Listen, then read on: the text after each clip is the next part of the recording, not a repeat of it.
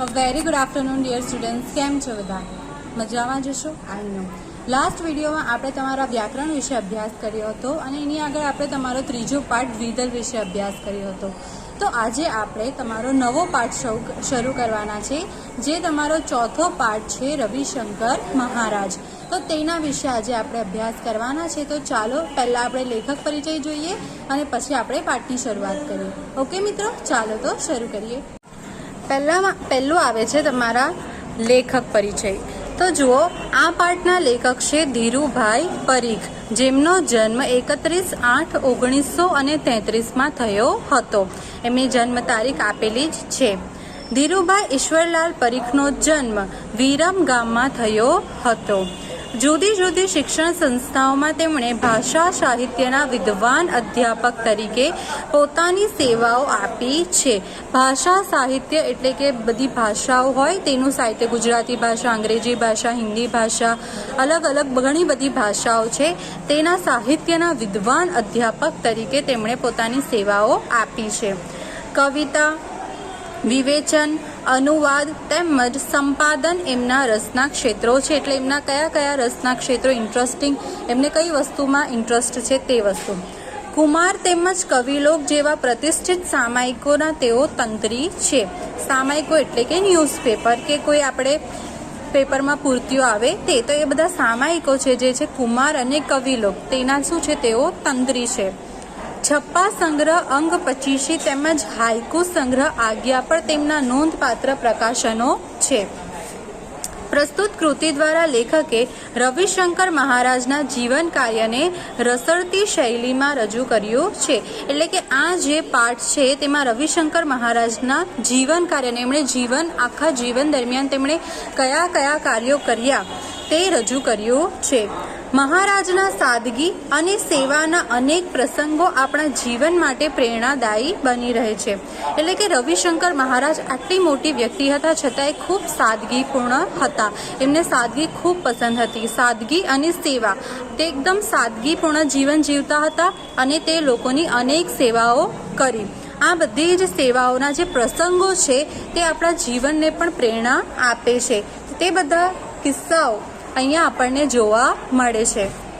તો આ પાઠમાં તેમનું સાદગીપૂર્ણ જીવન અને તેમના કાર્ય વિશે વાત કરેલી છે. કોણે? ધીરુભાઈ પરીખે. ચાલો તો આપણે જોઈએ, પાઠ શરૂ કરીએ. જુઓ, પહેલો ટોપિક જોઈએ, મહારાજ અને વળી સેવક. એટલે શું? મહારાજ અને સેવક. મહારાજ વ્યક્તિ અલગ છે અને સેવક વ્યક્તિ અલગ છે, પરંતુ રવિશંકર મહારાજ પણ છે અને વળી સેવક પણ. મહારાજ એટલે તો મોટા રાજા. મહારાજ એટલે શું થાય? આપણે કોઈને મહારાજ કહીએ તેનો અર્થ શું થાય? કે મોટા રાજા હશે. મોટા રાજા તો સેવા કરાવે કે સેવા કરે? ચાલો તો હું તમને જ પૂછું કે રાજાઓ આપણી પાસે સેવા કરાવે કે પોતે સેવા કરે? આપણે જ્યારે બી રાજાઓ વિશે વિચારીએ ત્યારે હંમેશા શું થાય? કે હંમેશા સેવા કરાવે, કોઈ દિવસ સેવા કરે નહીં. હા, પણ આ મહારાજ તો રાજ વિનાના મહારાજ. એટલે કે જે રવિશંકર મહારાજ છે તે કેવા છે? રાજ વિનાના મહારાજ. એમનું કોઈ રાજ નથી, પરંતુ તો પણ એ મહારાજ છે. નવાઈ લાગે છે ને કે રાજ વિનાના તે વળી મહારાજ હોય. એટલે કે આપણને નવાઈ લાગે કે હા ભાઈ, રાજ વિનાના તો કોઈ મહારાજ હોય. જેનું રાજ હોય, કોઈ જગ્યાના એ રાજા હોય. રાજ એટલે કે કોઈ જગ્યા જ્યાં તેમનું રાજ ચાલતું હોય, તો એ કોઈનું હોય નહીં, તો પછી એને મહારાજ આપણે કઈ રીતે કહી શકીએ? હા, આ નવાઈ પમાડે તેવી પણ ખરી વાત છે. ભલે આપણને નવાઈ લાગે, પરંતુ આ વાત એકદમ સાચી છે. લોકોના હૃદય પર જેમની સત્તા ચાલે છે એવા આ મહારાજ. એટલે કે ભલે એમની પાસે કોઈ જગ્યા નથી સત્તા ચલાવવા માટે, ભલે એમની પાસે કોઈ આવો રાષ્ટ્ર નથી કે કોઈ જિલ્લો નથી કે કોઈ ગામ નથી કે જ્યાં એમનું રાજ ચાલતું હોય, પરંતુ એમની સત્તા તો ક્યાં ચાલે છે? લોકોના દિલો પર. લોકોના દિલોમાં એ વસેલા છે, લોકોના દિલોના એ રાજા છે. એટલે કે આનો અર્થ શું છે? કે એમણે લોકોની એટલી બધી સેવાઓ કરેલી છે, લોકોની એટલી બધી મદદ કરેલી છે કે લોકોના દિલો પર એમનું રાજ ચાલે છે. તેથી જ એ લોકોના દિલોના મહારાજ છે એમ આપણે કહી શકીએ. હવે આપણે બીજો પેરેગ્રાફ જોઈએ. આ મહારાજાને તમે નથી ઓળખતા? લો, તો હું એમનું નામ કહું. તમે કદાચ નથી જ ઓળખતા, મને ખબર છે. એમનું નામ છે રવિશંકર વ્યાસ. જો એમનું નામ શું છે? રવિશંકર વ્યાસ. એમનું નામ રવિશંકર મહારાજ નથી, પરંતુ રવિશંકર વ્યાસ છે. હજી તમને ઓળખાણ ના પડી? તો ના, મને બી નહીં પડી. રવિશંકર વ્યાસ નામ અજાણ્યું લાગે છે? બિલકુલ. અરે એ જ એમનું ખરું નામ છે અને વ્યાસ એ જ એમની સાચી અટક છે. તમે રવિશંકર મહારાજ નામ સાંભળ્યું હશે, બરાબર ને? તો રવિશંકર મહારાજ એમનું સાચું નામ નથી, રવિશંકર વ્યાસ એમનું સાચું નામ છે. આ તો એમના લોકહિતના કાર્યોથી, એમની નિસ્વાર્થ પ્રવૃત્તિઓથી લોકોએ જ એમને મહારાજનું બિરુદ આપ્યું છે. મેં તમને કીધું કે એમની અસલી સરનેમ, જે સાચી સરનેમ છે તે છે વ્યાસ, પરંતુ એમણે એટલા બધા લોકહિતના કાર્યો કરેલા છે, એટલી બધી નિસ્વાર્થ પ્રવૃત્તિઓ, એટલે કે કોઈ પણ સ્વાર્થ વગર એમણે લોકોની મદદ કરેલી છે, તેથી લોકોએ જ તેમને મહારાજનું બિરુદ આપ્યું છે. આમ એ મહારાજ તરીકે પ્રસિદ્ધ થયા. એટલે આથી તેમને બધા લોકો, તેમને આવી બધી નિસ્વાર્થ સેવાઓથી, કોઈ પણ સ્વાર્થ વગર એ લોકોની મદદ કરતા, કોઈ પણ લાલચ વગર, કોઈ પણ સામેની અપેક્ષા વગર એ લોકોની મદદ કરતા. તેથી જ લોકોએ તેમને મહારાજનું બિરુદ આપ્યું, એટલે લોકો તેમને મહારાજ કહેતા અને એ રીતે જ તે પ્રસિદ્ધ થયા. આ મહારાજ એટલે જ ગુજરાતના મૂક સેવક રવિશંકર મહારાજ. એટલે કે આ જે મહારાજ છે તે કોણ છે? ગુજરાતના મૂક સેવક રવિશંકર મહારાજ. લોકો એમને રવિશંકર દાદા પણ કહેતા, એમને મહારાજ કહેતા અને રવિશંકર દાદા પણ કહેતા. હવે આપણે આગળનો પેરેગ્રાફ જોઈએ. જો આગળ હવે એમના જન્મ અને એમનું બાળપણ વિશે માહિતી આપેલી છે કે રવિશંકર મહારાજ, જે તમારે ખાસ યાદ રાખવાની છે. તમને જીવન ચરિત્ર કોઈ વ્યક્તિ વિશેનો પાઠ આપેલો હોય, તેમનું નામથી લઈને એમનો જન્મ, પછી એમણે ક્યાં ક્યાં અભ્યાસ કર્યો, શું અભ્યાસ કર્યો, એમના કાર્ય, બધું યાદ રાખવું જ પડે. એટલે કે આ તમારે ખાસ યાદ રાખવાનું છે કે એમનો જન્મ ક્યારે થયો. તો રવિશંકર મહારાજનો જન્મ સંવત 1940ના મહા મહિનાની વદ 14ના દિવસે, એટલે કે મહાશિવરાત્રિના રોજ થયો હતો. શોર્ટમાં આટલું યાદ રાખી શકો કે રવિશંકર મહારાજનો જન્મ સંવત 1940માં મહાશિવરાત્રિના રોજ થયો હતો. ઈસવીસન 1884ના ફેબ્રુઆરી મહિનાની 25મી તારીખે ખેડા જિલ્લાના રઢુ ગામે જન્મેલા રવિશંકરના પિતાશ્રીનું નામ શિવરામભાઈ અને માતૃશ્રીનું નામ નાથીબા હતું. જુઓ, જે મહાશિવરાત્રિને એ બધું થયું એ તમને ગુજરાતી ભાષામાં ગુજરાતી મહિનાના હિસાબે આપેલો છે. જ્યારે ઈસવીસન 25 ફેબ્રુઆરી 1884, એટલે કે 25/2/1884ના દિવસે તેમનો જન્મ થયો હતો. ક્યાં થયો હતો? ખેડા જિલ્લાના રઢુ ગામે. ખેડા જિલ્લાના રઢુ ગામે એમનો જન્મ થયો હતો. એમના પિતાનું નામ હતું શિવરામભાઈ અને માતાનું નામ હતું નાથીબા. પિતાજી પાસેથી જીવનમાં સારી ટેવો કેળવવાનું અને માતા પાસેથી ખૂબ ચાવીને ખાવાની, આરોગ્યની ચાવીનું શિક્ષણ એ બાળપણથી જ પામ્યા હતા. એટલે શું? એમના પિતાશ્રીમાં ખૂબ સારી ટેવો હતી, તેથી તેમણે પિતાશ્રી પાસેથી સારી ટેવો પોતાની અંદર ઉતારી હતી અને માતાશ્રી પાસેથી એકદમ આરોગ્યની ચાવી, એટલે કે ચાવીને ખાવું, જેનાથી આરોગ્ય આપણું સારું રહે. આપણે ક્યારેક જલ્દીમાં ફટાફટ ખાઈ જતા હોઈએ તો એ શું થાય? આપણા પેટે નુકસાન કરે, જલ્દી પચે નહીં. આપણે એકદમ ચાવીને ખાવીએ, સરળ, ધીરે શાંતિથી, તો આપણું આરોગ્ય પણ સારું રહે. તો આ બધું શિક્ષણ એ બાળપણમાં જ પામ્યા હતા. બાળપણથી જ એમનો સ્વભાવ સાહસિક અને નિડર હતો. એટલે કોઈનાથી ડરતા હતા નહીં, એકદમ સાહસિક હતા, એટલે કે એકદમ જોખમ ખેડનારા. એમને કોઈ પણ કાર્ય કરવામાં ડર લાગતો નહીં, એ બધું જ કાર્ય જાતે એકલા જ કરી લેતા. દીન દુખી પ્રત્યેની લાગણીવાળું હૈયું પણ એમને બાળપણથી જ મળ્યું હતું.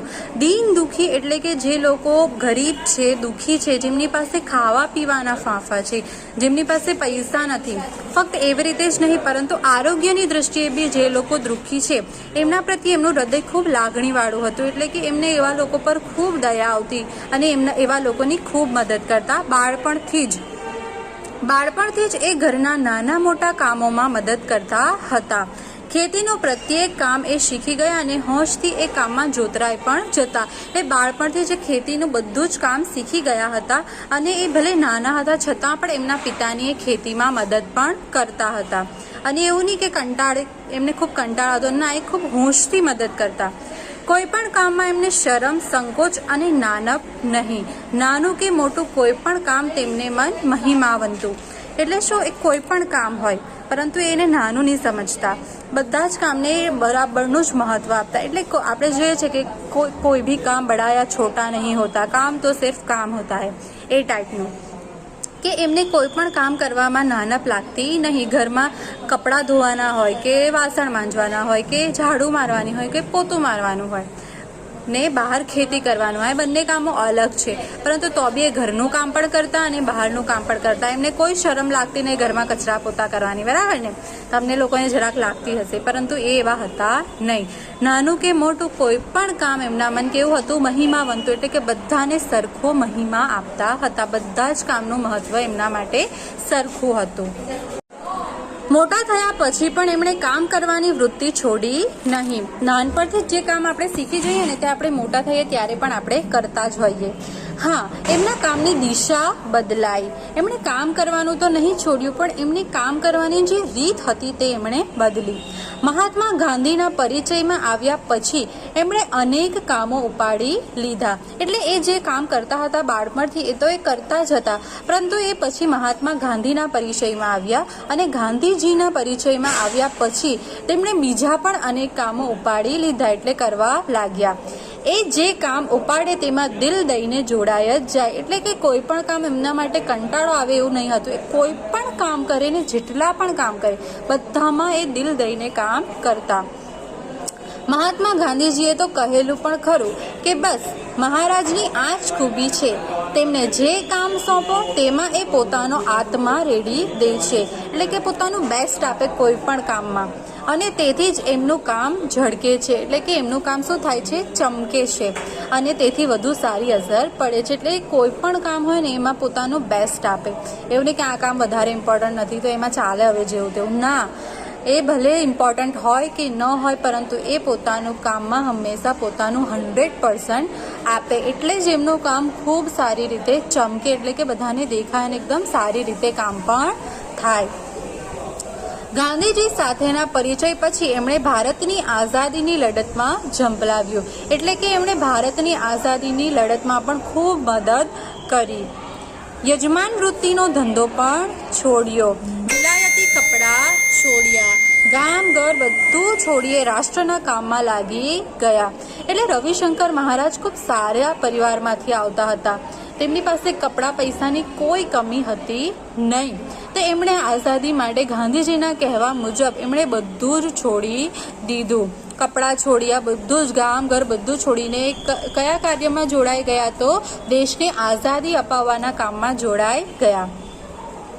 ચરખો ચલાવી ખાદીના વસ્ત્રો પહેરવા, સાદું ખાવું પીવું અને સાદાઈથી રહેવું એ હવે એમનો જીવન મંત્ર બની ગયો હતો. એટલે કે જેમ ગાંધીજીનો જીવન મંત્ર પણ આવો જ હતો કે હંમેશા સાદા વસ્ત્રો પહેરતા, સાદું ખાતા અને એકદમ સાદાઈથી જ રહેતા. તો એમની પાસેથી પ્રેરણા લઈને રવિશંકર મહારાજ પણ એકદમ સાદું પહેરતા, સાદું ખાતા અને સાદાઈથી જીવન જીવતા. તો આ હતા રવિશંકર મહારાજ, જેમના વિશે આજે આપણે થોડીક માહિતી મેળવી. તો મિત્રો, આ હતા આપણા સૌના લોક લાડીલા રવિશંકર મહારાજ, જેમના વિશે આજે આપણે થોડીક માહિતી મેળવી. હવે જે આગળનો છે એટલે આમના વિશે જો જન્મ છે, એમનો જન્મ ક્યાં થયો, તો એમના માતાનું નામ, પિતાનું નામ, પછી એમનામાં કયા કયા ગુણો હતા, એ કયા કયા કામો કરતા, ગાંધીજીએ તેમના વિશે શું કીધું અને એમનું જીવન મંત્ર શું હતો, આટલા ટોપિકમાં આ મેઇન હતું, એ તમે ખાસ યાદ રાખજો.